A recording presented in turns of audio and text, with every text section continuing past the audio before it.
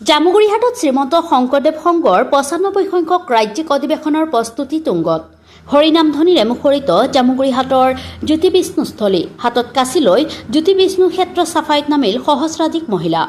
জামুগুৰিহাটৰ ছয়বাৰী দলাইবিলৰ জ্যোতিবিষ্ণু ক্ষেত্ৰত অহা ৬, ৭ আৰু ৮ ফেব্ৰুৱাৰীত অনুষ্ঠিত হ'ব শ্ৰীমন্ত শংকৰদেৱ সংঘৰ ৯৫ সংখ্যক বাৰ্ষিক অধিৱেশন। অধিৱেশনৰ সফল কামনাৰে গঠিত ৩৫খনকৈ উপসমিতি এতিয়া নিজ নিজ কৰ্মত পূৰ্ণোদ্যমে নিয়োজিত হৈ পৰা দেখা গৈছে। তিনিদিনীয়াকৈ অনুষ্ঠিত হ'ব লগা শ্ৰীমন্ত শংকৰদেৱ সংঘৰ ৰাজ্যিক অধিৱেশন প্ৰস্তুতি ইতিমধ্যে তুংগত উঠিছে।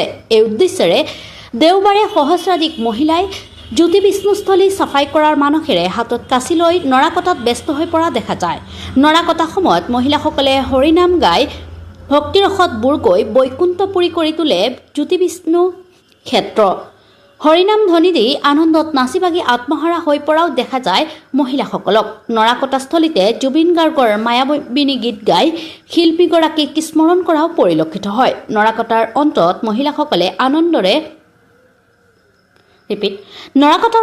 মহিলাসকলে পথাৰতে আনন্দ প্ৰীতিৰে এসাঁজ ভোজ ভাত খোৱাও পৰিলক্ষিত হয়। এনে খেৰকটা হজত শোণিতপুৰ জিলাখনৰ উপৰিও ওদালগুৰি, বিশ্বনাথ জিলাৰ ভক্তপ্ৰাণ মহিলাসকলেও অংশগ্ৰহণ কৰাৰ বিষয়ে জানিবলৈ দিয়ে উদ্যোক্তাসকলে।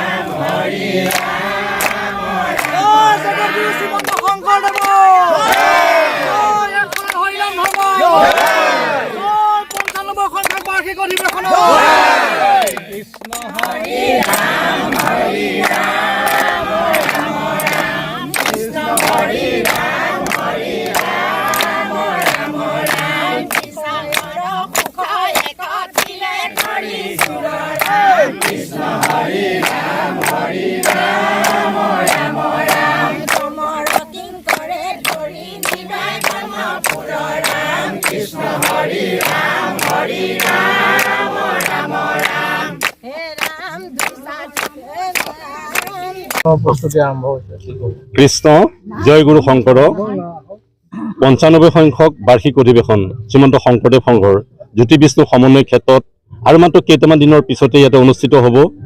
লোকাৰণ্য হ'ব।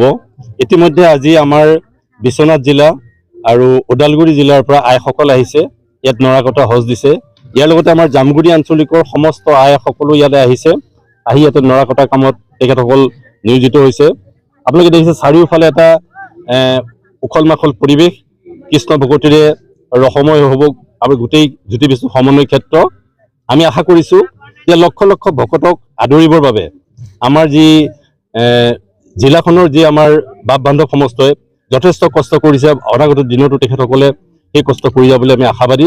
ইতিমধ্যে প্ৰতিখন উপসমিতি বিভিন্ন ধৰণৰ কামত তেখেতসকল আত্মনিয়োগ কৰিছে। ইতিমধ্যে নামঘৰ ভাগ আমাৰ মূল নামঘৰত ঘৰ ভাগ হৈছে, মণিকূট ভাগ বনাই থকা হৈছে। বাকী কামখিনিও আমাৰ অগ্ৰগতি হৈ আছে। সময়ত আপোনালোকে দেখিব যে এইখন সুন্দৰ অধিৱেশন আমাৰ ইয়াত অনুষ্ঠিত হ'ব বুলি আমি আশা কৰিব পাৰোঁ। সময় খুব কম আছে, সেইটো আমাৰ কাৰণে এটা খুব ভয়ৰ কাৰণ। খুব কম সময় আছে আমাৰ হাতত আৰু মাত্ৰ এমাহ কেইদিন আছে আমাৰ হাতত। আৰু এইকেইটা দিনৰ ভিতৰতে আমাৰ সমস্ত কাম আমাৰ কৰিব। কিন্তু আমাৰ এটা আশা আছে, আমাৰ ভকতসকল আই সমস্তই সকলো কাম কৰিব। আমাৰ কৰণীয় কাম যিখিনি আছে সকলো কাম আমাৰ আই সমস্তই ভকত সমস্তই কৰিব। বাকীখিনি কাম আমি টেণ্টক দিয়া হৈছে, সেইখিনি তেওঁলোকে নিজাববীয়াকৈ কৰিব। এইখিনি আমাৰ আৰু এটা আছে, আমাৰ মূল মণ্ডপটো এইবাৰ যিহেতু খেৰ বাঁহৰ চোৱা গছৰ হ'ব। আপোনালোকে ইতিমধ্যে দেখিছে আমি চাৰিদুৱাৰৰ পৰা চোৱা গছ আনিছোঁ। আৰু এই চতিয়াৰ পৰাও আনিব আজি। এই চোৱা গছ আৰু খেৰেৰে চাৱনি হ'ব এটা আটক ধুনীয়া আমাৰ মূল মণ্ডপ আমাৰ হ'ব। এখন ব্যতিক্ৰমী ৰূপত যাতে আমি এই অধিৱেশন ভাগ আমি অনুষ্ঠিত কৰিব পাৰোঁ তাৰ আমি সকলোকে বিশেষভাৱে নিমন্ত্ৰণ আমি আমাৰ ফালৰ পৰা আমি আচলতে গোটেই চিঠিখনৰ দায়িত্ব থাকে মূল কমিটিৰ। আমাৰ বিশেষ কৰণীয় নাথাকে, কিন্তু আমি তেখেতসকলক আমি দিব পাৰোঁ নাম। সেই অনুপাতে আমাৰ অৰুণাচলৰ বিশিষ্ট সাহিত্যিক ESA দৰ্জিত থংচি আৰু ভূটানৰ এজন বিশিষ্ট ব্যক্তি, মই নামটো পাহৰিছোঁ, তেখেতকো আমি নিমন্ত্ৰণ কৰাৰ আমাৰ ফালৰ পৰা আমি এটা প্ৰস্তাৱ দিছোঁ মূলে এইখিনি কাৰ্যকৰী কৰিব।